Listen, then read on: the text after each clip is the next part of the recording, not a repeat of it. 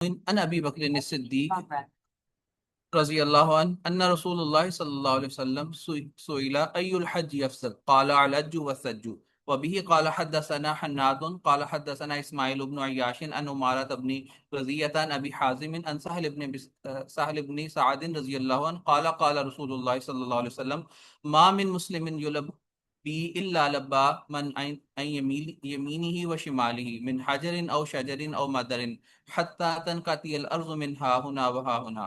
وبه قال حدثنا الحسن بن محمد الزعفراني وعبد الرحمن بن الأسود أبو عمرو البصري قال حدثنا عبيدة بن حميد عن عمارة بن غزية عن أبي حازم عن سهل بن سعد عن النبي صلى الله عليه وسلم نحو حديث إسماعيل بن عياش وفي الباب عن ابن عمر وجابر رضي الله تعالى عنهم. قال ابو عيسى حديث ابي بكر حديث غريب لا نعرفه الا من حديث ابن ابي فديك عن الضحاك بن عثمان ومحمد بن المنكدر لم يسمع من عبد الرحمن بن يربوع وقد روى محمد بن المنكدر عن سعيد بن عبد الرحمن بن يربوع عن ابيه غير هذا الحديث وروى ابو نعيم من الطحان ضرار بن سرد هذا الحديث عن ابن فديك عن الضحاك بن عثمان عن محمد بن المنكدر عن سعيد بن عبد الرحمن ابن يربوع عن أبيه عن أبي بكر رضي الله عنه عن النبي صلى الله عليه وسلم وأخطأ فيه زرار. قال أبو عيسى سمعت أحمد بن الحسن يقول قال أحمد بن حنبل من قال في هذا الحديث عن محمد بن المنكدر عن ابن عبد الرحمن بن يربوع عن أبيه فقد أخطأ. وقال وسمعت محمد يقول ذكرت له حديث زرار بن سراد عن ابن فديك فقال هو خطأ فقلت قد روى غيره عن ابن ابي فديك ايضا مثل روايته فقال لا شيء انما رووه عن ابن ابي فديك ولم يذكروا فيه عن سعيد بن عبد الرحمن ورأيته يضعف زرار بن سراد والعج هو رفع الصوت بالتلبية والسج هو نحر البدن.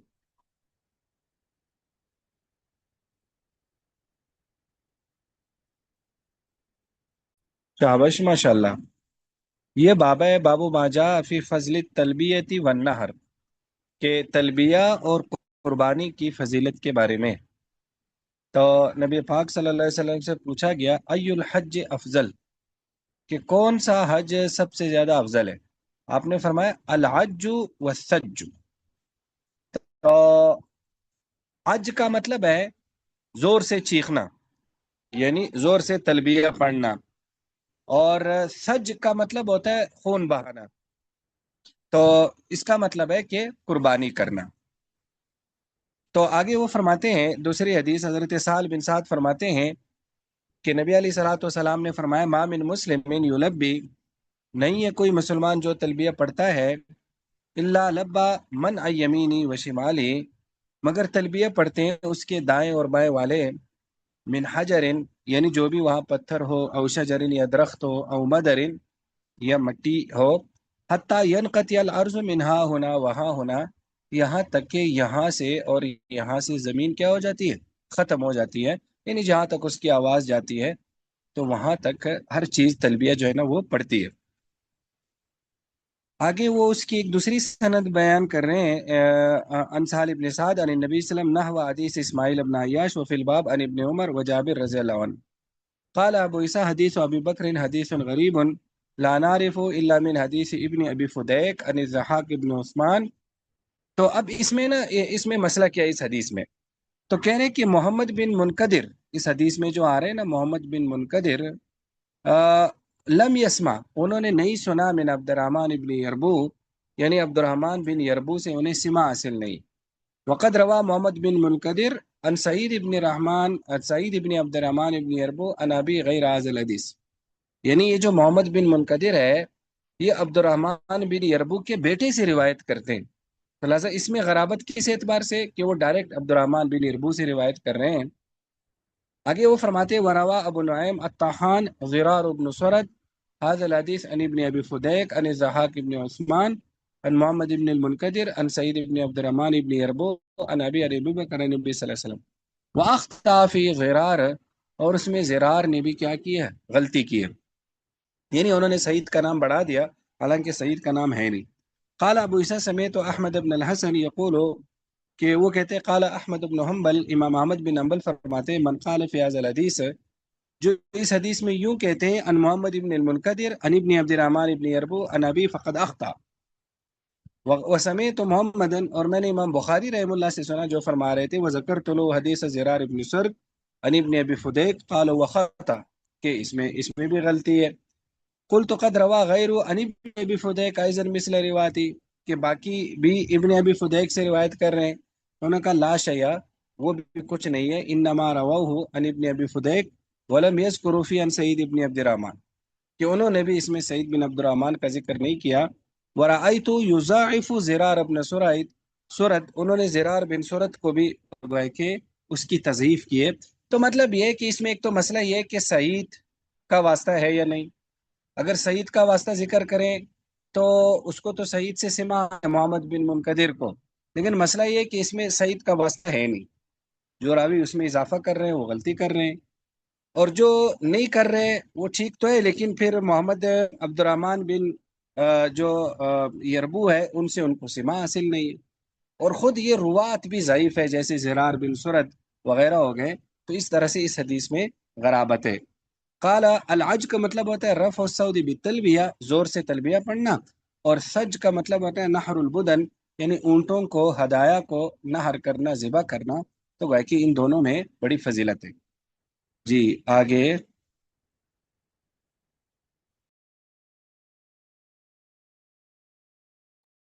باب ما جاء في رفع الصوت بالتلبية. وبي قال حدثنا احمد بن منين قال حدثنا سفيان بن عيينة عن عبد الله بن ابي بكر عن عبد الملك بن ابي بكر بن عبد الرحمن عن خلاد بن سائب عن ابيه رضي الله عنه قال قال رسول الله صلى الله عليه وسلم اتاني جب جبرائيل فامرني ان امر اصحابي ان يرفعوا اصواتهم بالإهلال او بالتلبية. قال ابو عيسى حديث خلاد عن ابيه حديث حسن صحيح. وروى بعضهم هذا الحديث عن خلاد بن سعيد عن زيد بن خالد رضي الله عنه عن النبي صلى الله عليه وسلم ولا يصح. والصحيح هو خلاد بن سعيد عن ابيه رضي الله عنه وهو خلاد بن سعيد ابن خلاد ابن سويد الانصاري. وفي الباب عن زيد ابن خالد وابی ہریرہ وابن عباس رضی اللہ عنہم اجمعین.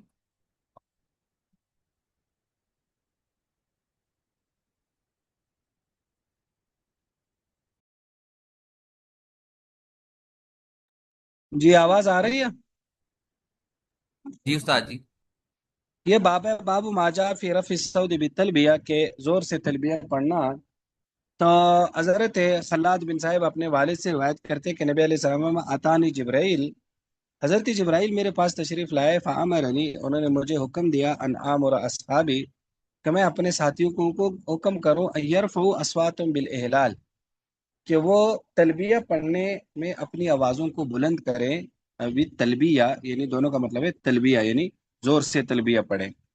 اور قال ابو عیسیٰ حدیث خلاد عن ابی حدیث حسن صحیح، وقد روا بعض نے اس حدیث کو عن خلاد ابن صائب عن زید ابن خالد عن النبی صلی اللہ علیہ وسلم ولا یصح، اور صحیح یوں ہے وہ خلاد ابن صائب عن ابی، اور ان کے والد کون ہیں؟ وہ خلاد ابن صائب بن خلاد بن سوید الانصاری. وفی الباب عن زید ابن خالد و ابی ہریرہ و ابن عباس رضی اللہ عنہ. جی آگے.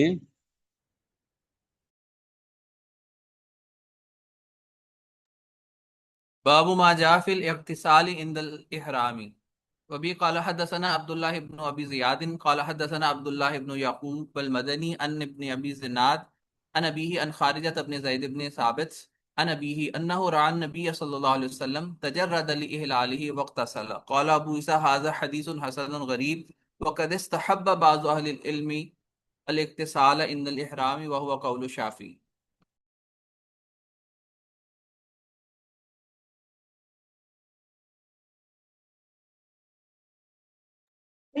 جی یہ باب ہے باب ما جاء فی الاغتسال عند الاحرام، کہ احرام کے وقت غسل کرنا. تو حضرت خارجہ بن زید بن ثابت اپنے والد سے روایت کرتے ہیں انہ رأى نبی صلی اللہ علیہ وسلم، کہ انہوں نے نبی علیہ السلام کو دیکھا تجرد لاحلالی. تجرد کا مطلب ہوتا ہے کپڑے اتارنا، یعنی سلے ہوئے کپڑے آپ نے اتار دیے احرام باندھنے کے لیے. وقت اصل، اور آپ نے غسل فرمایا. قال ابو عیسیٰ ھذا حدیث حسن غریب، اور بعض اہل علم نے غسل کو مستحب قرار دیا احرام کے وقت. وہ قول شافی، اور وہ امام شافی کا قول ہے، اور احناف کا بھی یہی قول ہے کہ جہاں جہاں غسل مستحب ہے ان میں سے ایک موقع احرام باندھنے کا بھی ہے۔ جی آگے۔ باب ما جاء في مواقيت الإحرام لأهل الآفاق وبه قال حدثنا أحمد بن منين قال حدثنا إسماعيل بن إبراهيم عن أيوب عن نافع عن ابن عمر رضي الله عنهما أن رجلا قال من أين نهل يا رسول الله فقال يهل أهل المدينة من ذي الحليفة وأهل الشام من الجحفة وأهل نجد من قرن قال وأهل اليمن من يلملم وفي الباب عن ابن عباس وجابر بن عبد الله وعبد الله بن عمرو رضي الله عنهم أجمعين قال أبو عيسى حديث ابن عمر رضي الله عنهما حديث حسن صحيح والأمل على هذا عند أهل العلم وبي قال حدثنا ابو قريب قال حدثنا بكي عن سفيان عن يزيد بن ابي زياد عن محمد بن علي عن ابن عباس رضي الله عنهما ان النبي صلى الله عليه وسلم وقت لاهل المشرق الحقيقه قال ابو عيسى هذا حديث حسن وفي نسخة شيخ محمد فؤاد عبد الباقي زيادة بعد قوله حديث حسن ومحمد بن علي هو ابو جعفر محمد بن علي بن حسین ابن علی ابن ابی طالب رضی اللہ عنہما حاذا وقد رد علی هذه زیادتی شیخ شعیب ہرانوات۔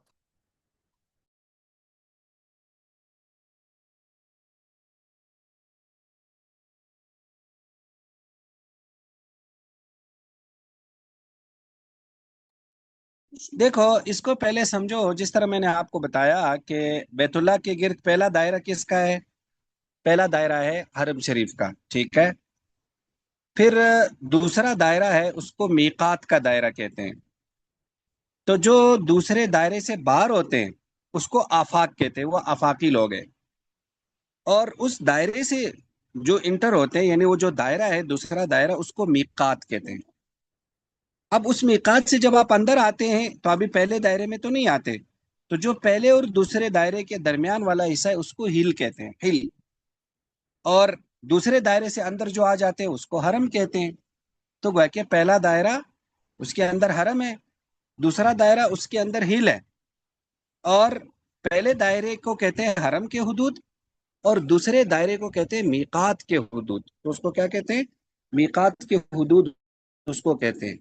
تو اب اگر ہم تھوڑا سا، آپ مکہ مکرمہ کو پہلے اس حدیث کو ہم پڑھتے ہیں، پہلے یوں سمجھ لیں کہ اگر آپ مکہ مکرمہ سے نا شمال کی طرف دیکھیں، نارتھ کی طرف جہاں مدینہ منورہ ہے، تو وہاں سے جو میقات آئے گا اس کو ذوالحلیفہ کہتے ہیں۔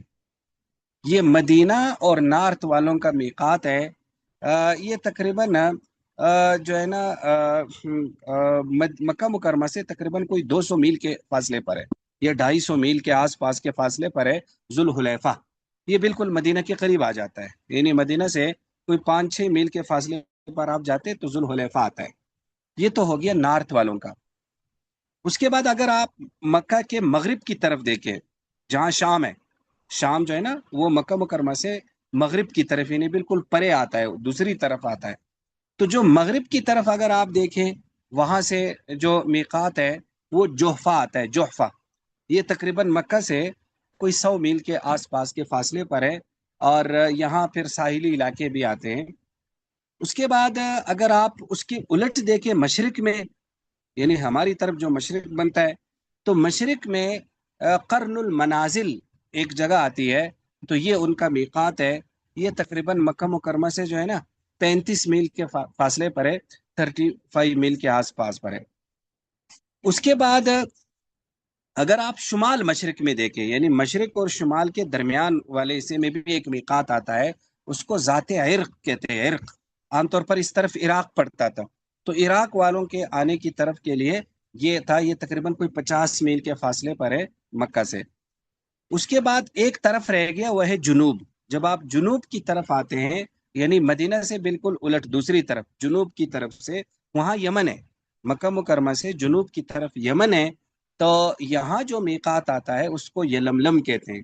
یہ ایک مشہور پہاڑی ہے یلملم جو ہے نا، تو وہ تقریباً مکہ مکرمہ سے کوئی 40 میل کے فاصلے پر ہے، لیکن یہ مکمل جنوب میں نہیں ہے، یہ جنوب مشرق میں ہے۔ یہ یعنی جنوب اور مشرق میں، یعنی جنوب مشرق کا مطلب ہوتا ہے دونوں کے درمیان میں۔ تو یہ کیا ہے؟ یہ یلملم ہے۔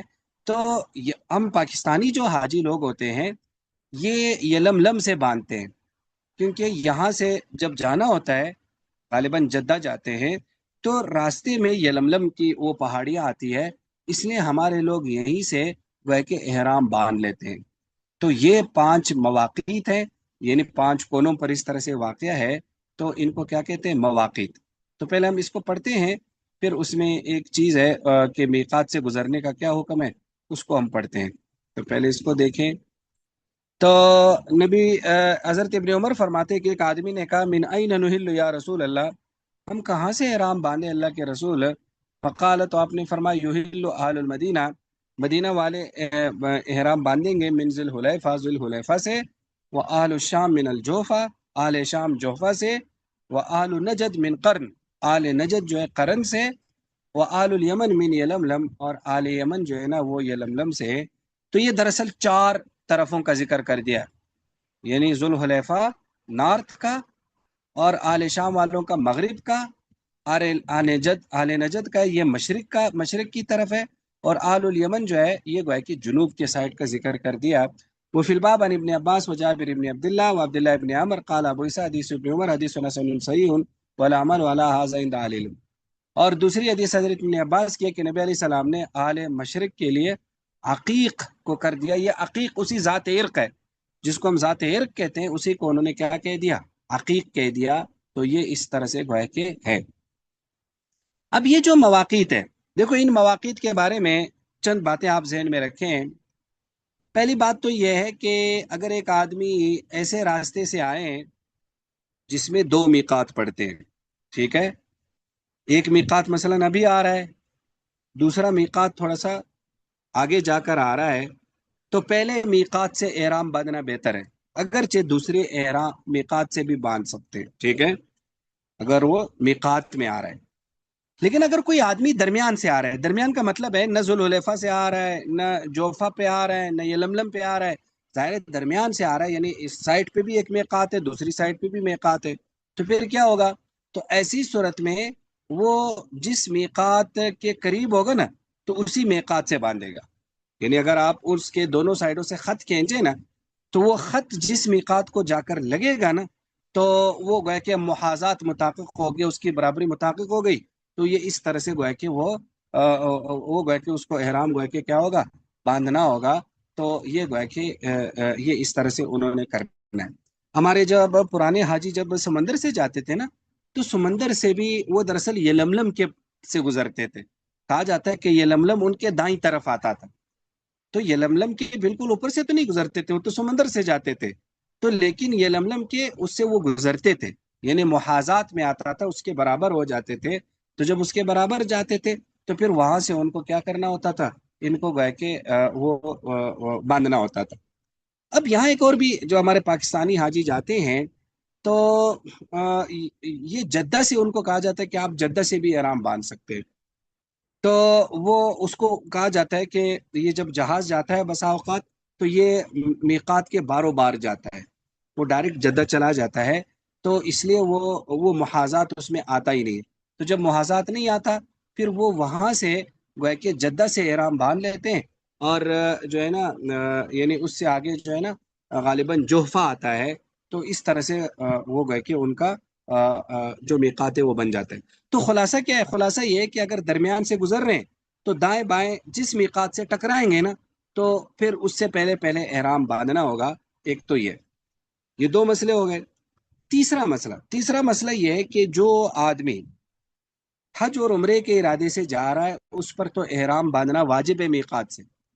اگر وہ میقات سے بغیر احرام کے گزر گیا تو اس پر دم واجب ہو گیا۔ ہاں اگر وہ واپس آ کر میقات سے باہر احرام باندھ لیتا ہے تو پھر اس کا وہ دم ختم ہو گیا، لیکن اگر وہ واپس آ کر احرام نہیں باندھتا تو اس پر یہ دم واجب ہو گیا۔ یہ تو ہو گیا جو میقات سے حج اور عمرے کے ارادے سے انٹر ہو رہا ہے۔ اور اگر کوئی آدمی حج اور عمرے کے ارادے سے نہیں جا رہا تو کیا اس پر پھر احرام ہے یا نہیں؟ تو اس میں سوائے امام شافی کے باقی ائمہ کہتے ہیں احرام ہے۔ امام شافی رحم اللہ فرماتے ہیں کہ اگر وہ کسی اور مقصد سے جا رہا ہے، حج اور عمرے کے ارادے سے نہیں ہے، تو اس کے لیے احرام باندھنا محض مستحب ہے، وہ احرام باندھنا محض اس پر مستحب ہے۔ تو آج کل جن لوگوں کا آنا جانا لگا رہتا ہے، جیسے کاروباری لوگ ہیں، مدینہ سے مکہ جا رہے ہیں، یا کوئی ٹیکسی والے ہیں، وہ میقات سے باہر ٹیکسی ان کو مکہ کے اندر جانا ہوتا ہے، اور عام طور پر جدہ اور مکہ کے درمیان بہت زیادہ آنا جانا ظاہر ہے لگا رہتا ہے۔ تو اب جدہ میقات سے باہر ہے، تو جب آپ اندر آتے ہیں تو یا تو جوفا کو ٹکراتے ہیں یا یلملم کو ٹکراتے ہیں۔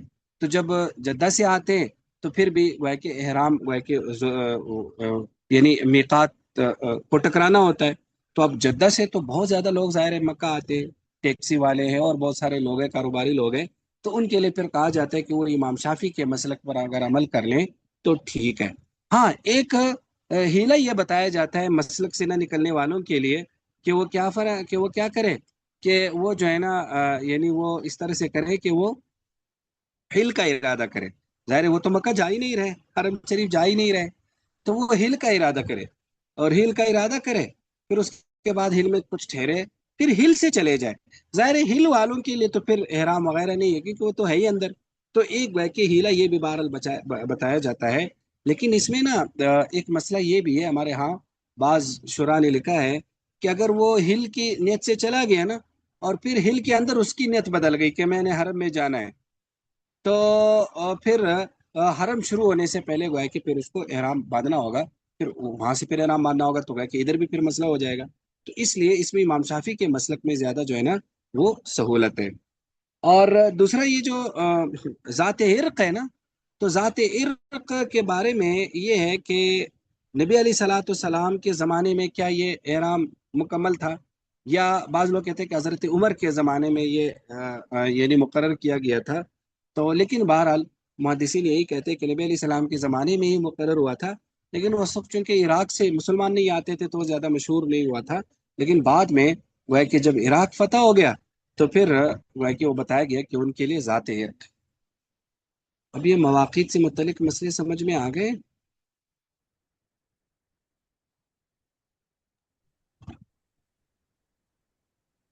ایکسکیوز می سر، جی، سر وہ جب بندہ جو ہے وہ حاجی یا عمرے کی نیت سے جا ہی نہیں رہا تو پھر احرام باندھنا کیوں ضروری ہے؟ اس کی وجہ یہ ہے کہ یہ جو ہے نا یعنی اس کو وہاں حج اور عمرہ پھر کرنا ہوگا، کیونکہ وہ یوں سمجھ لو کہ ایک یہ اس کا یوں سمجھ لو کہ اس پر ایک قسم کا واجب ہو جاتا ہے، وہ آفاقی ہے نا، تو وہ آفاقی ہونے کی وجہ سے اس کے لیے کہا گیا کہ آپ بغیر احرام کے نہیں گزر سکتے، آپ کو احرام باندھنا ہوگا۔ تو گویا کہ وہ تو اصل باہر رہتا ہے نا، تو یہ کیسے ہو سکتا ہے کہ وہ باہر رہتا ہے اور اندر آ رہا ہے، اور وہ پھر یہاں حج اور عمرہ بھی نہیں کر رہا، اس کے بغیر چلا جاتا ہے؟ تو اس لیے اس کے ذمہ پھر احرام جو ہے نا وہ گویا کہ لازم کیا گیا ہے، کیونکہ یہ انہی کی بات ہو رہی ہے نا جو باہر سے آ رہے ہیں۔ تو جو تو اندر ہے ان کے لیے تو کوئی مسئلہ نہیں ہے، تو باہر والوں کے لیے کہا گیا کہ جب آپ آ ہی رہے ہیں اور حدود کے اندر آ کر پھر بغیر حج اور عمرہ کے کیسے جا رہے ہیں، تو اس لیے آپ عمرہ کر کے پھر جائیں، اس طرح سے اس وجہ سے ان کو افاقیوں پر لازم کیا گیا ہے۔ اب سمجھ تو میں آ سر گیا؟ وہ ایئرپورٹ پہ ہی باندھ لیتے ہیں نا احرام، کیونکہ جہاز تو بہت تیزی سے گزر جاتا ہے میقات کے اوپر سے، تو اس لیے حاجی ادھر سے ہی باندھ لیتے ہیں۔ ہاں بالکل، وہ اوپر سے ہی باندھ لیتے ہیں، بالکل ایسے ہی ہے، ایئرپورٹ سے باندھ لیتے ہیں، کیونکہ وہ اس سے گزرنا ہوتا ہاں ہے، ادھر، تو لہٰذا جب بھی اس کے محاذات سے گزریں گے اور پھر تو وہاں پھر پہ وہ، احرام جو ہے نا وہ باندھنا ہوگا۔ جی، پھر وہ اناؤنسمنٹ کرتے ہیں نا کہ آپ میقات سے ہم گزرنے والے ہیں، تو پھر اس وقت پھر تلبیہ پڑھنا شروع کر دیتے ہیں بالکل نیت ایسے کر ہی، کے۔ زبردست ہو گیا۔ استاد جی میرا سوال یہ تھا کہ یہ تو جی آفاقی کے لیے میقات ہیں، جو حل کے رہنے والے ہیں اور جو حرم کے رہنے والے ہیں، جب انہوں نے حج یا عمرہ کرنا ہے تو وہ ان کے احرام باندھنے کی کیا صورت ہے؟ شاباشی، آپ نے اچھا سوال کیا۔ اس کے لیے ہمارے فقہ میں یوں کہا جاتا ہے کہ جس آدمی نے حج کرنا ہے، ہل والوں نے، وہ حج کے لیے اپنے گھر سے احرام باندھے، اور اگر ہل والوں نے عمرہ کرنا ہے تو عمرے کے لیے وہ میقات کی طرف آ کر احرام باندھے، عمرے کے لیے وہ اپنے میقات کی طرف آ کر احرام باندھے۔ اور اس کی وجہ ہماری فقہ کی کتابوں میں یہ لکھی جاتی ہے کہ دراصل حج اور عمرے کے لیے سفر شرط ہے، تھوڑا بہت سفر انسان کرے، تو حج میں وہ گھر سے اس لیے احرام باندھے کہ حج میں تو آلریڈی سفر ہے نا، کیونکہ انہوں نے مینا جانا ہے، پھر عرفات کافی دور ہے وہاں جانا ہے، مزدلفہ جانا ہے، تو اچھا خاصا سفر ہے، اس لیے وہ یہاں سے احرام باندھے، اس کو سفر کرنا ہی پڑے گا۔ اور عمرے میں چونکہ سفر نہیں ہوتا، وہاں جا کر بس اندر ہی مکہ بیت اللہ کے مسجد حرام کے اندر ہی دو تین کام اندر ہی ہو جاتے ہیں، اور وہ گھر سے سیدھا چلا جائے اور کوئی سفر نہ کرے، تو اس لیے پھر اس کو سفر متحقق ہونے کے لیے وہ باہر آ کر میقات سے احرام باندھے۔ اب سمجھ میں آ گیا؟ استاد جی اس کے اندر دو کنفیوژن ہے، سوری، ایک تو اہل والے ہے اور ایک حرم ہے۔ مثال کے طور پر جدہ جو علاقہ ہے یہ اہل میں آتا ہے، تو ان کے لیے حکم، اور دوسرا ایک عمرے کے لیے بندہ گیا، اس نے حرم شریف کے قریب ہوٹلز وغیرہ ہوتے ہیں، اس نے ایک عمرہ کر دیا، دوبارہ عمرہ کرے گا تو وہ کیا کرے گا؟ تھوڑا سا وضاحت فرما دیجیے، شکریہ۔ نہیں، دوبارہ عمرہ کرے گا پھر تو کوئی مسئلہ نہیں ہے، دوبارہ پھر ادھر ہی کر لے۔ پہلی بار تو اس نے وہ سفر متحقق کر لیا نا، اس لیے دوبارہ میں پھر ادھر سے ہی احرام ہوگا۔ ایک منٹ میں ذرا اس کو، آپ ذرا اپنا سوال استاد جی دوبارہ کریں۔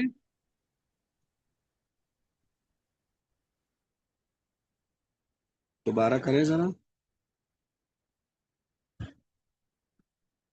جی استاد جی، یہ دوبارہ اپنا سوال ذرا دوبارہ کریں۔ استاد جی میں کہہ رہا ہوں کہ ایک تو اہل والے ہیں، مثال کے طور پر معروف اس کے اندر جدہ والے ہیں، اہل جدہ جب عمرہ کریں گے تو کیا ان کے لیے تو جو میقات ہے جو دور ہے وہ یلملم ہے، تو کیا وہ وہاں پر جائیں گے؟ پہلی سوال۔ دوسرا سوال یہ ہے کہ جو اہل حرم کے اندر، مثال کے طور پر آفاقی حاجی بھی لیٹ سپوز آ گئے، یا حرم کے اندر جو لوگ رہتے ہیں حرم کی حدود میں، تو وہ جب عمرہ کریں گے تو وہ کیا کریں گے؟ ہاں، یہ جو یہ سمجھو کہ جو حرم کے اندر رہتے ہیں، حرم کے حدود، ان کے لیے یہ ہے کہ جب وہ عمرہ کرنا چاہے تو وہ حرم کی حدود سے باہر نکلیں گے۔ عام طور پر یہ مسجد عائشہ سے باندھتے ہیں، مسجد عائشہ میرے خیال میں وہاں سے قریب قریب حدود حرم ہے۔ یہ حدود حرم ہم پڑھیں گے آگے، کسی جگہ آ جائیں گے۔ تو حدود حرم جو ہے نا، وہ بعض بہت دور ہے لیکن بعض قریب ہے۔ تو مسجد عائشہ جو تنعیم ہے وہاں سے عام طور پر باندھا جاتا ہے، تو گویا کہ وہ مسجد عائشہ سے جا کر، یعنی وہ گویا کہ حدود حرم سے باہر جا کر وہ احرام باندھیں گے۔ اب سمجھ میں آ گیا؟ تو جی عام عام حاجی کے لیے یا عام معتمر کے لیے مسجد عائشہ سے عمرہ کرنا کیسا ہے دوسری دفعہ؟ یعنی ایک دفعہ تو وہ یلملم سے اس نے باندھ کے عمرہ کر لیا، یا پھر وہ مدینہ گیا تو ذوالحلیفہ باندھ کے آ گیا، تو ہمارے حاجیوں کو تو کہ جی زیادہ سے زیادہ عمرے کریں، تو وہ اس میں پھر وہ یا طائف چلے جاتے ہیں، یا جیرانہ چلے جاتے ہیں، یا مسجد عائشہ ہاں، چلے جائرانہ جاتے ہیں، تو ان تینوں کے بارے میں تھوڑا سا وضاحت فرما فرق دیں۔ کوئی نہیں، آپ کسی جگہ بھی جا سکتے۔ دراصل آپ نے حدود حرم سے باہر نکلنا ہے۔ دراصل جیرانہ تھوڑا سا دور ہے، میں آپ پھر وہ جو ایگزیکٹ کلومیٹر وغیرہ وہ میں بتاؤں گا جب حدود حرم آئیں گے، لیکن مجھے اتنا یاد پڑتا ہے جیرانہ دور ہے اور تنیم قریب ہے، میری اس لیے آواز آئی ہے سب جیرانہ کو؟ جو، جی آواز آ رہی ہے نہیں؟ ہلو، آواز آ رہی ہے؟ جی استاد جی آ رہی ہے۔ جی، تو میں آپ کو یہ بتا رہا تھا کہ دراصل آپ کسی بھی حدود حرم سے باہر جا کر باندھ سکتے ہیں، لیکن جیرانہ تھوڑا سا دور ہے۔ جیرانہ جو ہے نا وہ دور ہے، وہ غالباً ادھر طائف کی طرف ہے۔ وہ میں نے جب حدود حرم کسی جگہ یہ میں نے پڑھائے تھے حج میں، حج کے کسی سبق میں، تو اس میں مجھے ابھی تک یہ یاد ہے، لیکن میں اس کو دوبارہ تازہ کروں گا جب وہ آئیں گے حدود حرم میں۔ تو وہ جیرانہ دور ہے، تنیم قریب ہے، اس لیے عام طور پر یہاں سے باندھتے ہیں، ورنہ تو فرق کوئی نہیں، آپ کسی جگہ سے بھی باندھ سکتے ہیں۔ استاد سمجھ جی میں آ گیا یہ؟ استاد اچھا، جی اس میں آصف آف بھائی، لائن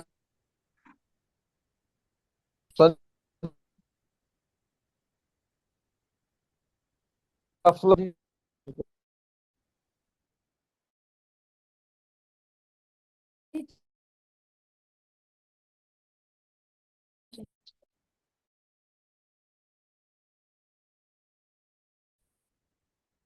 تو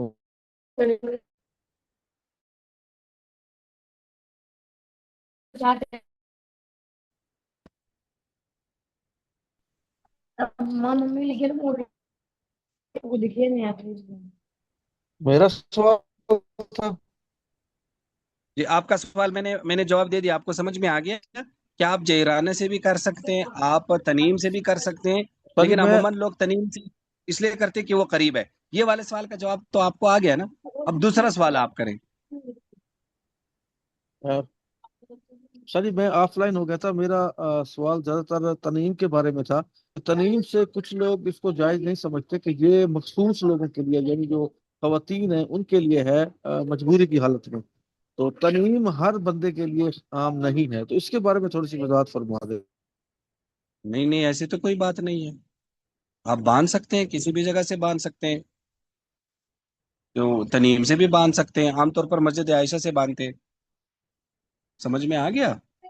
اصل میں نا وہ جیرانہ دور ہے نا، تو اس لیے شاید وہ یعنی کچھ لوگ جیرانہ سے بھی دراصل آپ علیہ السلام نے عمرہ کیا ہے، وہ جو طائف میں آپ نے کیا تھا، تو اس لیے وہ جیرانہ شاید ان کو ترغیب دینے کے لیے کہا ہوگا کہ آپ جایا کریں۔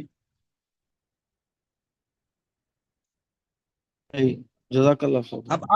اب میں ذرا اس کو دوبارہ آپ کو کلیئر کر دوں، ترتیب کیا ہے کہ جو افاقی ہے وہ تو میقات سے احرام باندھے گا، یہ تو ہو گیا۔ جو ہل والے ہیں، ذرا اس کی تصحیح کر لیں، ہل والے جو ہے نا یہ کسی بھی جگہ سے عمرے کا احرام باندھ سکتے ہیں، ٹھیک ہے، جو ہل والے، اور جو حرم میں رہنے والے، حرم کی حدود میں رہنے والے، ان کا یہ ہے کہ عمرے کا احرام انہیں حرم کی حدود سے باہر جا کر باندھنا ہوگا، اور حج کا احرام حرم شریف سے ہی باندھ سکتے ہیں، تو گویا کہ اور جو ہل والے وہ اپنے گھر سے باندھیں گے، تو یہ آپ نے یہ ذہن میں رکھنا ہے۔ اب سمجھ میں آ گیا؟ سر جی، جی سر جی آگے۔ جی جی جو لوگ حج یا عمرے کے ارادے سے یہاں سے جاتے ہیں، یعنی کہ آفاقی ہیں، لیکن وہ ان کی فلائٹ ہوتی ہے مدینہ کی، اب وہ میقات سے گزریں گے تو صحیح، لیکن وہ کیونکہ پہلے تو مدینہ جا رہے ہیں، تو کیا وہ پھر احرام باندھیں گے یا نہیں باندھیں گے؟ اور اگر نہیں، نہیں باندھیں گے میقات سے تو ظاہر ہے وہ تو میقات سے بغیر احرام کے کیسے گزریں گے؟ وہ میقات سے کیسے گزریں گے؟ جیسے یہاں پاکستان سے جا رہے ہیں تو یہ لملم راستے میں آئے گا فلائٹ میں،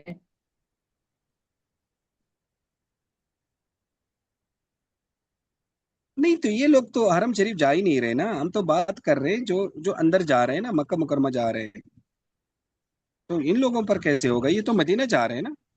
لیکن ساری ارادہ تو ان کا حج عمرے کا ہے نا، لیکن یہاں سے ان کو فلائٹ ایسے ملی کہ وہ پہلے مدینہ کی طرف جا رہے ہیں، جیسے حج کے ان کے شیڈول ہوتے ہیں۔ ہاں،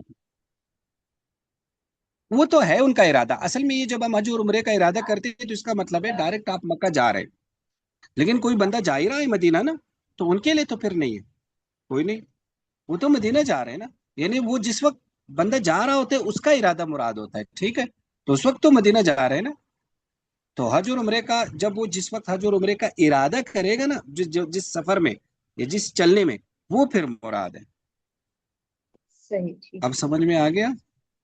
جی ٹھیک۔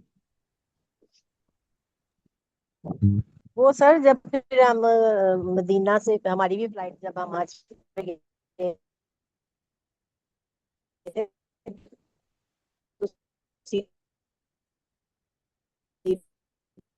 یہ ان کی آواز مجھے نہیں آئی ہے، آپ کو بھی نہیں آئی ہے؟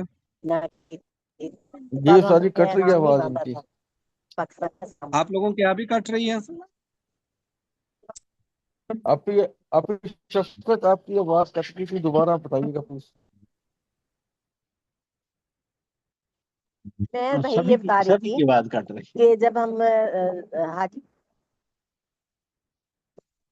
اچھا ابھی بھی کٹ رہی ہے، نہیں آ رہی؟ استاد جی ہے۔ نیٹ نہیں، کا آپ اوور کی آ آل رہی، ایشو بھی آپ کی چل آ رہا رہی ہے۔ جیرانہ جو انہوں نے 35 کلومیٹر لکھا ہے، یہ دور ہے، جیرانہ دور ہے، میں نے ابھی آپ کو بتایا تو مجھے یاد یہی پڑتا ہے کہ جیرانہ کافی دور آتا ہے، اور مسجد عائشہ جو ہے نا یہ قریب ہے، انہوں نے 5 کلومیٹر کا لکھا ہے تو اس لیے وہ قریب ہے، مسجد عائشہ جو ہے نا وہ قریب ہے۔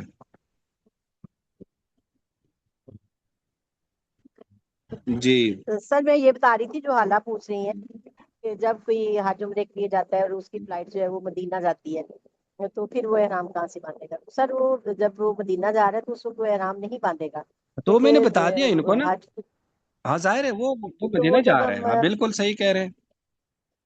جائیں گے مکہ تب ذوالحلیفہ سے باندھیں گے احرام کو۔ اب پھر وہ ذوالحلیفہ سے باندھتے ہیں۔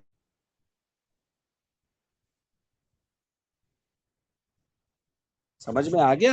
یعنی وہ تو فی الحال مدینہ جا رہے ہیں، لہٰذا وہ جو مدینہ جا رہے ہیں تو پھر اس صورت میں بغیر احرام کی گزرنا شرط ہے نا ان کا، تو مکہ مکرمہ جانے کا ارادہ ہی نہیں ہے نا، یعنی ان کا تو مکہ مکرمہ جانے کا ارادہ ہی نہیں ہے، تو ان پر ہم کیوں احرام لاگو کریں؟ یہ تو ہم ان لوگوں پر لاگو کر رہے ہیں جو مکہ مکرمہ جا رہے ہیں، ٹھیک ہے؟ تو لہٰذا اگر آفاقی جا رہا ہے مدینہ اور درمیان میں ان کو احرام سے اس سے گزرنا ہوگا، تو یہ باقاعدہ سوال پوچھا جاتا ہے دارالافتاء وغیرہ میں، تو ان پر گویا کہ احرام جو ہے نا وہ لازم نہیں ہے۔ ایک منٹ میں ذرا اس کو کلیئر کر کے پھر بتا دوں، تاکہ پھر بالکل اس پر کوئی احرام لازم نہیں ہے جی۔ اور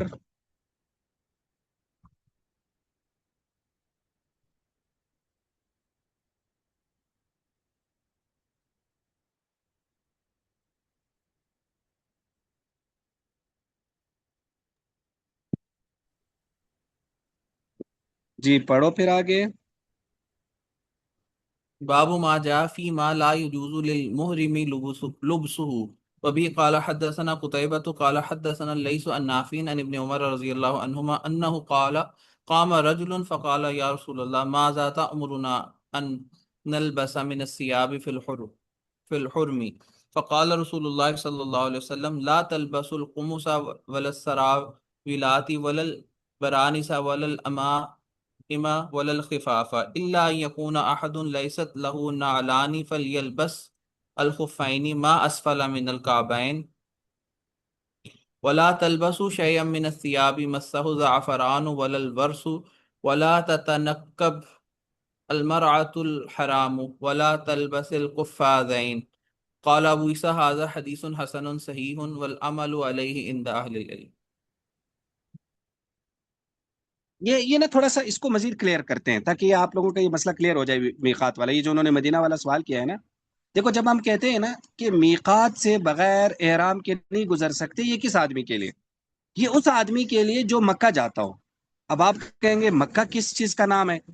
تو مکہ سے مراد ہے حدود حرم سے جو گزرے گا۔ یہ ذرا اہم تصحیح ذہن میں رکھنا، جس آدمی نے حدود حرم کو کراس کرنا ہے نا، اور وہ میقات کے باہر ہے، آفاقی ہے، اور وہ حدود حرم کو کراس کر رہا ہے، تو اس آدمی کے لیے اب جنہوں نے یہ سوال کیا نا، اب اگر آپ صرف میقات سے گزر رہے ہیں، حدود حرم کو نہیں ٹچ کر رہے، تو پھر آپ پر احرام لازم ہی نہیں ہے۔ یہ ایسا ہی ہے جس طرح آفاقی آدمی ہل میں آئے، تو آپ تو ہل کے اندر چلے گئے نا، تو ہل کے اندر پر تو ویسے بھی نہیں ہے۔ ہاں ایک سوال، ایک صورت میں یہ سوال لازم آتا ہے، وہ سوال یہ ہے کہ ایک آدمی ہے، وہ جدہ جا رہا ہے، مثلا وہ جدہ جا رہا ہے، اب جدہ میں اسے طائف کسی کام سے جانا ہے، اب وہ حدود حرم کے اندر آتا ہے، طائف کا وہ جو حصہ ہے، تو اب وہ جا کر اس نے پہلے طائف گیا ہے، پھر طائف سے وہ جا رہا ہے کہاں؟ جدہ۔ تو کیا یہ آدمی کیا کرے؟ یہ تو حدود حرم میں انٹر ہو گیا، تو کہتے ہیں یہ آدمی احرام باندھے گا، یہ آدمی جو ہے نا احرام باندھے گا۔ تو گویا کہ مکہ جانے کا مطلب ہے حدود حرم سے اندر جانا، تو لہٰذا اگر آپ صرف میقات کے باروں بار جا رہے ہیں، یعنی میقات سے مراد ہے میقات سے اندر بھی ہو گئے لیکن آپ حدود حرم سے دور ہیں، تو آپ پر احرام نہیں ہے۔ ابھی یہ بات کلیئر ہو گئی یا نہیں؟ جی استاد جی کلیئر ہو گئی ہے۔ ایک اور سوال ہے، وہ یہ کہ ایسے جدہ جو ہے وہ جھیل میں آ رہا ہے اور یہاں سے ہم پاکستان سے ہم جا رہے ہیں، ہمارا جدہ کی فلائٹ ہے، بے شک وہاں جدہ میں قیام نہیں ہے، اس کے فوراً بعد آگے جو ہے وہ ہمیں جو ہے وہ ٹرانسپورٹ مل جاتی ہے اور ہم آگے مکہ کی طرف چل پڑتے ہیں، لیکن کیا ہم یہ کر سکتے ہیں کہ جب ہم جدہ ایئرپورٹ پر اتریں تو وہاں پر ہم احرام باندھیں اور وہیں پہ نیت کریں، کیونکہ ہل میں جو ہے وہ تو اپنے گھر سے احرام باندھ سکتا ہے نا، تو اب جو جدہ میں اتر گیا، ایک دفعہ لینڈ ہو گیا، تو وہیں سے وہ احرام باندھے پھر آگے مکہ کی طرف سفر کریں، اتنے لمبے سفر میں احرام کی مشقتوں میں نہ رہے۔ یعنی آپ یہ کہتے ہیں کہ آفاقی ہے، وہ جدہ کیا ہے اور اب وہ جدہ سے احرام باندھے نہ جی جی، احرام باندھے؟ جدہ نہیں، میں وہ نہیں قیام باندھ نہیں سکتا، ہے، کیوں؟ اسے وہ تو رکنا۔ بے شک اس کا قیام نہ ہو، لیکن دیکھو اس کا جب وہ تو آفاقی ہے نا، وہ جب چلا ہے تو وہ جدہ کے ارادے سے تو نہیں چلا نا، وہ تو حدود حرم کے ارادے سے چلا ہے نا، حدود حرم میں اس نے داخل ہونا ہے، تو پھر وہ میقات سے باہر باندھے گا۔ اب بات سمجھ، وہ میقات سے باہر باندھے گا۔ کچھ استاد لوگ جی یہ اس میں کہتے ہیں جدہ کے بارے میں نا تھوڑا سا اس کو سمجھنا ہوگا، یہ تھوڑا سا وہ ہے کہ جغرافی کا مسئلہ ہے. غالباً جہاں تک مجھے یاد پڑتا ہے کہ جو جدہ ہے یہ خود میقات کے حکم میں ہے. دراصل جدہ نہ کسی میقات کے مضافات میں آتا ہے، اس کو تھوڑا سا دیکھنا ہوگا. تو اگر آپ جدہ سے باندھتے ہیں تو وہ جدہ خود میقات ہے ایک قسم کا، کوئی مسئلہ نہیں. تو وہ کہ آپ جب جدہ میں ہوتے تو آپ میقات سے باہر ہوتے ہیں، یعنی یہ میقات کے اس بارڈر پر ہوتے ہیں. تو مسئلہ جدہ وغیرہ کا نہیں ہے، مسئلہ یہ ہے کہ آپ میقات سے اندر گئے ہیں یا نہیں. تو اگر آپ آفاقی ہے اور آپ جا رہے ہیں حدود حرم کے اندر تو آپ کو میقات کے باہر احرام باندھنا ہوگا. اصول دراصل یہ ذہن میں رکھیں.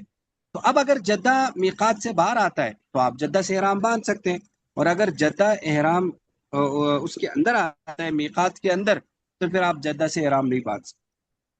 اب بات سمجھ استاد میں جی، آ گئی؟ جی استاد جی، اس میں نا ہمارے بچے اکثر آتے ہیں نا، تو وہ پاکستانی علماء سے بھی، مفتیوں سے پیچھے، اور یہاں پر بھی وہ کہتے ہیں کہ جب اس طرح آ رہے ہو نا تو وہ ڈائریکٹ حدود حرم کا نیت نہ کرے، چونکہ جدہ آلریڈی ہل میں آتا ہے، اور وہ ہل میں قیام کی نیت کرے، بلا بعد میں وہ قیام چند گھنٹوں کا کیوں نہ ہو، یا 2 دن کا، 3 دن کا کیوں نہ ہو، جدہ میں لینڈ کر لے، مطلب بغیر احرام کے ادھر سٹے کر لے، سٹے جتنا بھی ان کا ہو، وہاں سے پھر احرام باندھ سکتے ہیں. لیکن وہ کہتے ہیں اگر تو براہ ٹھیک راست ہے ادھر سے صاحب. ڈائریکٹ، جی جی جی، لیکن پھر یہاں پہ اسٹے کی جی جی مدت ہوگی نا بولیں. کہ کم از کم مدت اس پہ اسٹے ہو وہاں پر. اس میں استاد جی یہ بتاتے ہیں نا کہ آپ وہاں پر بے شک نیت کر لیں، جو بھی ابھی قیام کی نیت کر لیں، کو ڈیفائن نہ کرے، تو وہاں پر جا کر بے شک وہ 12 گھنٹے 10 گھنٹے سٹے کر لے، اور تو پھر وہاں جدہ سے. جو ہے نا پہلے یہ معلوم کرے کہ جدہ یہ میقات کے اندر ہے. ساری یلملم تو جدہ سے پہلے آتا ہے، نہیں، یہ ہل ہے، ہل میقات تو صحیح، پہلے، مکات میں نہیں تھا، یہ ہل میں میقات آتے تو ہیں. پہلے ہی آ جاتی ہے. یہ بات تو شاہ ولی بھائی آپ زیادہ بتا سکتے ہیں نا اچھی طرح سے. جی جی، آپ یہ جدہ ہل میں میں، یہ ہل میں ہے جی. جدہ بذات خود مکات اس میں نہیں ہے. یہاں یلملم جو مکات ہے وہ قریب ٹچ کرتا ہے، لیکن اس کو کراس کرنے کے بعد ہی آپ جدہ میں انٹر ہوتے ہیں. بذات خود مطلب جدہ سٹی جو ہے نا وہ تو میقات پھر نہیں ہے، وہ ہل میں ہے. میرے پھر خیال میں جدہ نا سے تو یہ، احرام نہیں باندھا جا ایک سکتا. منٹ، میں نے نہیں یہاں نہیں، ایک منٹ، وہ حج کے مسائل میں نے اس کو ابھی آپ لوگوں کے ساتھ بات کرتے اس کو دیکھا. اس میں تھوڑا سا مفتیان کا اختلاف ہے جدہ میں، کہ مفتی شفیع صاحب رحم اللہ کی تحقیق یہ تھی کہ جدہ جو ہے نا یہ محاذات میقات میں، یعنی یہ خود میقات بن سکتا ہے. جبکہ حضرت بن نوری رحم اللہ، حضرت مولانا مفتی رشید احمد صاحب اور حضرت مولانا مفتی ولی حسن ٹونکی رحم اللہ، ان کی رائے یہ تھی کہ یہ داخل میقات ہے، یعنی یہ ہل میں آتا ہے. تو اگر یہ ہل میں آتا ہے تو پھر آپ جدہ تک احرام مؤخر نہیں کر سکتے، کیونکہ آپ تو میقات سے اندر ہو گئے. تو لہٰذا جن مفتیوں کیا جدہ میقات کے برابر میں، یعنی میقات کے اندر نہیں ہے، تو پھر آپ جدہ سے بلا تکلف احرام باندھ سکتے ہیں، کیونکہ آپ تو ابھی آفاق میں ہے نا. لیکن جن کے آج جدہ ہل کے اندر آتا ہے تو پھر ظاہر ہے وہ پھر وہ تو میقات سے اندر ہو گئے نا. ہاں اگر آپ یہ کہہ رہے کہ وہ جدہ کے ارادے سے چلے گئے، وہاں انہوں نے کچھ اسٹے کر دیا، پھر تو ٹھیک ہے. لیکن اگر وہ ڈائریکٹ جا رہے حدود حرم میں جانے کا تو پھر ان کو باہر سے گویا کہ کیا ہوگا، کرنا ہوگا. اب سمجھ میں آ گیا؟ جی استاد جی، لیکن پھر وہ یہی بات ہے نا کہ اسٹے تو وہی کر سکے گا نا جو انڈیپینڈنٹ جا رہا ہے. لیکن جیسے عام طور پر لوگ جاتے ہیں ایجنٹس کے تھرو، ان کی جو ہے وہ ساری بک ہوتی ہیں ٹرانسپورٹ وغیرہ، تو ان کا تو زیادہ سے زیادہ گھنٹہ 1.5 گھنٹہ کا ہی اسٹے رہے گا جدہ میں، اس سے زیادہ تو نہیں ہو سکتا. تو پھر ان کو جو ہے وہ احرام یلملم سے ہی باندھ دینا چاہیے. ہاں وہاں سے باندھ لے تو اچھا ہے. لیکن چونکہ جدہ میں اس طرح کا اختلاف ہے تو اس اختلافات کی وجہ سے وہ گا کہ العود وہ ہو گیا نا، العود الی المیقات، پھر ہو گیا العود الی المیقات. ٹھیک ہے ٹھیک ہے. جی. دیکھیں اب تو یہ باب مالا یجوز للمحرم لبس، کہ محرم کے لیے کس چیز کا پہننا لازم نہیں، جائز نہیں ہے. حضرت عبداللہ بن عمر فرماتے ہیں انہو قال، وہ فرماتے ہیں کہ قام رجل، ایک آدمی کھڑا ہو گیا، اس نے کہا اللہ کے رسول ماذا تأمرنا، آپ ہمیں کیا حکم فرماتے ہیں کہ ہم احرام کی حالت میں کون سے کپڑے پہنے ہیں. فقال رسول اللہ صلی اللہ علیہ وسلم، فرمائے لا تلبس القمیص، قمیص نہیں پہن سکتے، ولا سراویلات، نہ شلوار پہن سکتے ہیں، ولا البرانیس، نہ ٹوپیاں پہن سکتے ہیں، ولا العمائم، نہ عمامے، ولا الخفاف، نہ موزے، مگر یہ کہ کوئی آدمی لیست لہو نالان، اس کے جوتے نہ ہو، فلیلبس الخفین، تو وہ موزے پہن سکتا ہے، ولیقطع ما اسفل من الکعبین، تو اسے یہاں کعبین سے مراد ہے جو پاؤں کی ابری ہوئی ہڈی ہے، اس کو بھی ٹخنے کعبین کہہ دیا۔ اصل میں کعبین جو سائڈ کی ابری ہوئی ہڈی ہے، ٹخنے اس کو کہتے ہیں، لیکن یہاں وہ پاؤں کی ابری ہوئی ہڈی مراد ہے کہ وہ اس سے نیچے کاٹ لے۔ ولا تلبس شیء من الثياب مسه زعفران ولا الورس، نہ ایسا کپڑا پہنے جس کو زعفران یا ورس بوٹی نے اس کو لگا ہو۔ ولا تتنقب المرأة الحرام، اور احرام میں جو عورت ہے وہ نقاب نہیں کرے گی، یعنی اپنے چہرہ نہیں اس کو کپڑا لگائے گی۔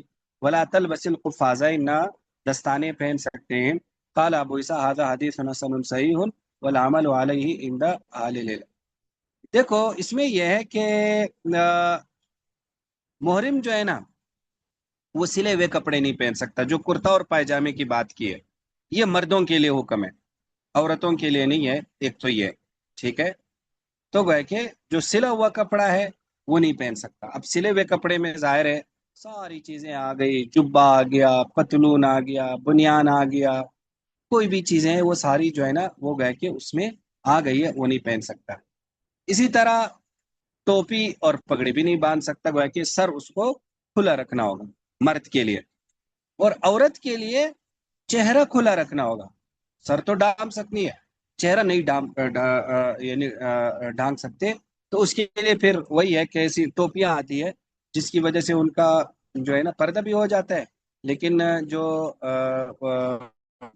کپڑا ہوتا ہے وہ تھوڑا سا آگے کی طرف سے لٹک رہا ہوتا ہے، تو اس طرح سے گویا کہ وہ دونوں پر عمل جو ہے نا وہ ہو سکتا ہے۔ اور اسی طرح جو ٹخنا ہے یعنی جو ابری ہوئی ہڈی ہے، تو اس کو بھی نہیں ڈھانپ سکتے، اس لیے اس کے لیے آج کل خصوصی چپل وغیرہ آتے ہیں، تو آج کل تو وہی پہنے جاتے ہیں، لیکن پرانے زمانے میں بتا دیا کہ اگر نہ ہو تو اس کو نیچے سے کاٹ لیں۔ اور یہ جو زعفران یا ورس ہے اس سے مراد ہے خوشبودار، جو خوشبودار رنگ میں رنگا ہوا کپڑا ہے، تو گویا کہ وہ نہ مرد پہن سکتا ہے نہ عورت، تو اس میں رنگ مقصد نہیں ہے، خوشبو دراصل مقصد ہے، تو اس لیے خوشبو جو ہے نا وہ گویا کہ نہیں لگا سکتے، اس لیے وہ ورس اور زعفران کی بات جو ہے نا وہ کی ہے۔ جی آگے استاد جی یہاں استاد جی پہ جو ایک سوال، ٹخنا جی کھلا کریں۔ رکھنا ہے یہ بھی صرف مردوں کے لیے ہے یا مرد اور عورت دونوں کے لیے؟ چہرہ ٹخنا ٹخنا نہیں، چہرہ میرا مرد کے لیے ٹخنا چہرہ کہہ اور رہے ہیں سر سائی، دونوں ہیں۔ ٹخنا نہیں، پوچھ رہے ہیں عورت ڈھانکنا کے جو ہے حوالے نا سے، دیکھو کس کی بات دوبارہ پوچھیں۔ ٹخنا پوچھ رہی ہیں ٹخنے کی عورتوں بات کے کریں۔ لیے۔ ہاں ٹخنا جو ہے نا یہ بھی دونوں کے لیے، بالکل ٹخنا بھی دونوں کے لیے پکی گل ہے۔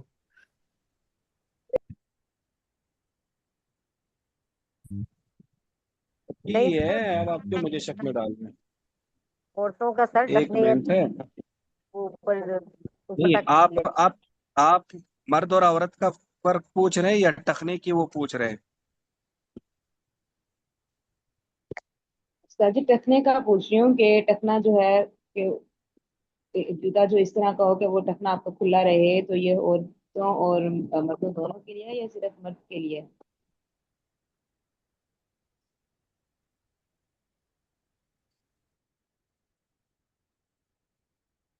یہ مردوں کے لیے، یہ عورتوں کے لیے نہیں ہے، ٹھیک ہے،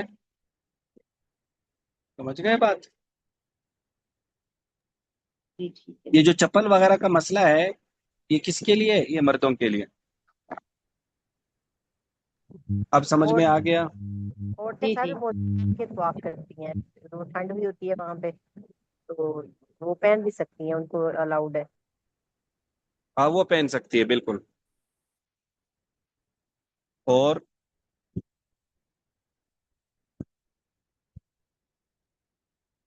جی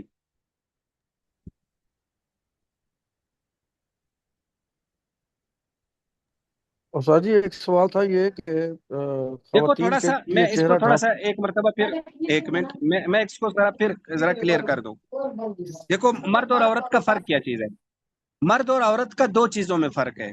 ایک یہ کہ وہ سلا ہوا کپڑے پہنے گی، دوسرا یہ کہ وہ بند جوتا بھی پہن سکتی ہے. ٹھیک ہے، دو ہو گئی. تیسرا یہ کہ وہ سر بھی ڈھانپ سکتی ہے. یہ تین فروق آپ نے ذہن میں رکھنے ہیں. سلا ہوا کپڑا، بند جوتا یعنی ٹخنے وغیرہ نہیں ہے، اور سر ڈانپنا.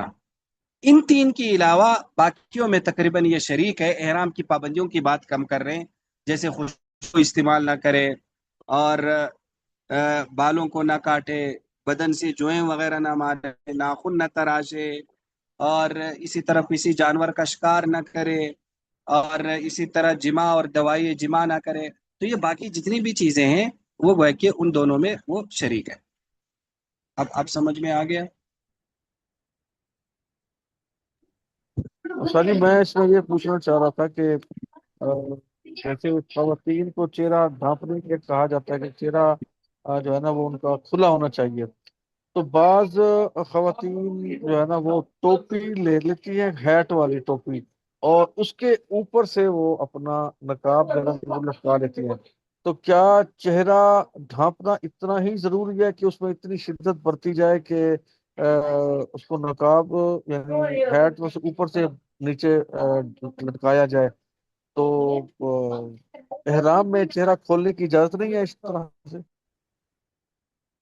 دیکھو اصل میں اس میں یوں کہا جاتا ہے کہ آپ جو ہے نا جو احرام کی پابندیاں ہوتی ہے نا، اس پابندی کا مطلب یہ ہوتا ہے جیسے مرد کے لیے نا مثلا سر ڈانپ نہیں ڈانپ سکنے. تو اب اگر ایک مرد نے چھتری لی ہوئی ہے تو کوئی مسئلہ نہیں ہے. ایک مرد کمرے کے اندر بیٹھا ہوا ہے تو کوئی مسئلہ نہیں، حالانکہ اس کے اوپر بھی تو چھت ہے نا، یا اس کے اوپر بھی تو چھتری ہے. تو اس کو یوں کہا جاتا ہے کہ اس نے اپنے سر کے اوپر کپڑا نہیں ڈلا ہوا. تو یہاں بھی جب کہا جاتا ہے کہ عورت اپنا چہرہ کھلا رکھے، مطلب ہے کہ اس کے ساتھ کپڑا نہیں ٹچ کر سکتے. تو اگر ایک نے اس نے لمبی کھیپ پہنی ہوئی ہے اور اوپر سے اس نے کپڑا لٹکایا ہوا ہے، یہ بالکل ایسے ہے جس طرح وہ کسی کمرے میں بیٹھی ہوئی ہے یا اوپر کوئی چھتری لی ہوئی ہے. تو اس لیے وہ کچھ بسا اوقات کچھ علماء یا بسا اوقات ایک عورت ہے وہ پردہ کرنا چاہتی ہے ان دنوں میں بھی، تو اس کے لیے یہ حل تجویز کیا گیا ہے کہ وہ اس طرح سے کرے. آپ سمجھ میں آ گیا؟ جی جزاک اللہ. سر وہ یہ بھی ہاں تو بالکل، دیکھنا موزے پہن کر طواف کر سکتی ہے، کوئی حرج نہیں ہے. جی کہ جی کیا؟ سر حجۃ الوداع کے موقع پہ ایک خاتون نے آپ صلی اللہ علیہ وسلم سے جب سوالات پوچھے تو وہ خوبصورت بھی تھی. تو ایک صحابی، ینگ صحابی تھے، مجھے اب نام نہیں آتا ان کا، تو وہ ان کو بار بار دیکھتے تھے. تو آپ فضل بن عباس، جی بالکل. جی تو آپ صلی اللہ علیہ وسلم ہاں ان یہ کا آئے گا، یہ حدیث آئے گی آگے. کہ بھی تم اس کو نہ دیکھو. تو اب یہ ہے کہ وہ اس عورت نے تو نقاب نہیں کیا ہوا تھا نا، تو اس کا مطلب ہے کہ چہرہ کھلا رکھتے ہیں. اب بالکل دیکھو اس زمانے میں شاید ایسے کھیپ بھی تو نہیں ہوتے ہوں گے نا، اس لیکن زمانے ایک میں اتنی نیک کام ترقی تو کرنے کے نہیں لیے تھی نا. جا رہے ہیں اور اس نیک کام میں دہشت کو ساتھ انکلوڈ کر کے جائیں تو پھر فائدہ ایسی نیکی کا، کیونکہ تو ہم تو اس تقوی کے اس نہیں درجے پہ نہیں، یہ نہیں اب ہے نا. یہ دیکھو ہاں، یہ مسئلہ پھر اس طرف چلا جائے گا کہ بھائی چہرہ ڈھانپنا عورت کے لیے کتنا ضروری ہے. یہ کسی جگہ آئے گا مسئلہ، کسی جگہ کریں گے انشاءاللہ اس کو. تو یہ پھر اس طرف مسئلہ چلا جائے گا. ہم ایسا نہیں کہہ سکتے کہ بھائی جس عورت کا چہرہ جو عمرے میں کھلا وہ گناہگار ہے. یعنی چہرہ ڈھانپنا اچھی چیز ہے، بہترین ہے، وہ ڈھانپ لے. لیکن اس کا جو دوسرا پہلو ہے کہ اگر کسی نے نہیں ڈھانپا، کسی عورت نے، تو آپ اسے گناہگار نہیں کہہ سکتے. یہ بات سمجھ میں آ گئی یا نہیں آئی؟ جی سر، وہ جو میں بتا رہی ہوں تو اس میں اتنا کہ ضرورت کے لیے نقاب کرنا اتنا ضروری ہوتا ہے تو آپ صلی اللہ علیہ وسلم اس عورت سے کہتے ہیں کہ تم نقاب کر لو، اس صحابی کا منہ پیچھے نہ ہٹاتے. بالکل ایسے ہی ہے، بالکل.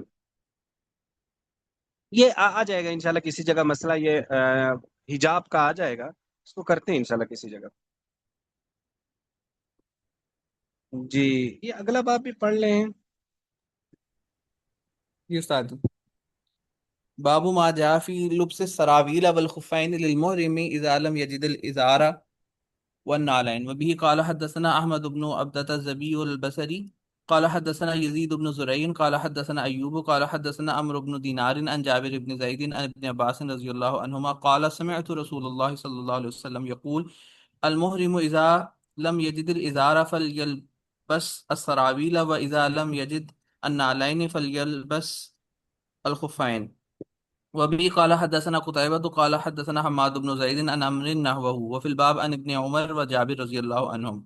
قال أبو عيسى هذا حديث حسن صحيح والعمل على هذا عند بعض أهل العلم قالوا إذا لم يجد المحرم الإزار لبس السراويل وإذا لم يجد نعلين لبس الخفين وهو قول أحمد. وقال بعضهم على حديث ابن عمر رضي الله عنهما عن النبي صلى الله عليه وسلم إذا لم يجد نعلين فليلبس الخفين وليقطعهما أسفل من الكعبين وهو قول سفيان الثوري والشافعي.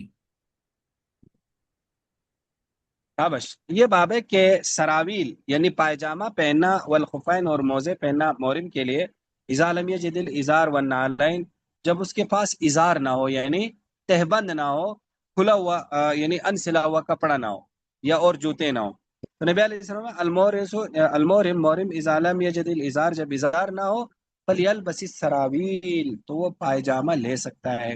لیکن دیکھو اس میں بھی یہ کہا جاتا ہے کہ یا تو اس کو پھاڑ دے، یا پھر یہ ہے کہ اس کو جو ہے نا یعنی ایک وہ ہے کہ اس کو باندھ لے کسی طریقے سے.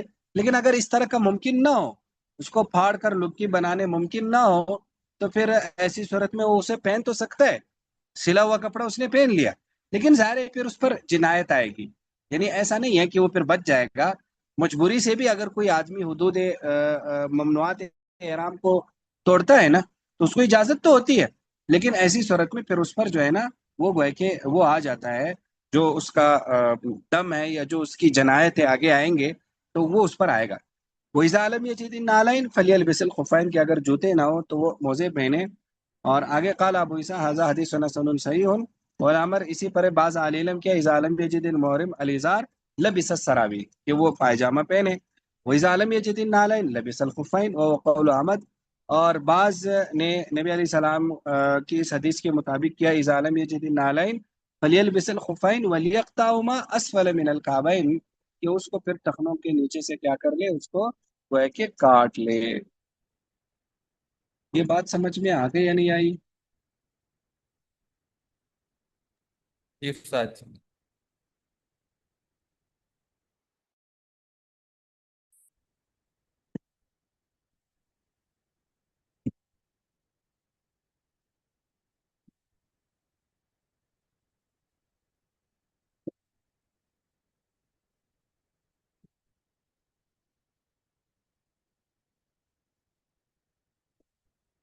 یہ اتنا کافی ہے آج. جی جی ساتھ سر اتنا کافی. ہاں جی کافی. چلے جی ٹھیک ہے. السلام علیکم ورحمۃ اللہ. وعلیکم السلام.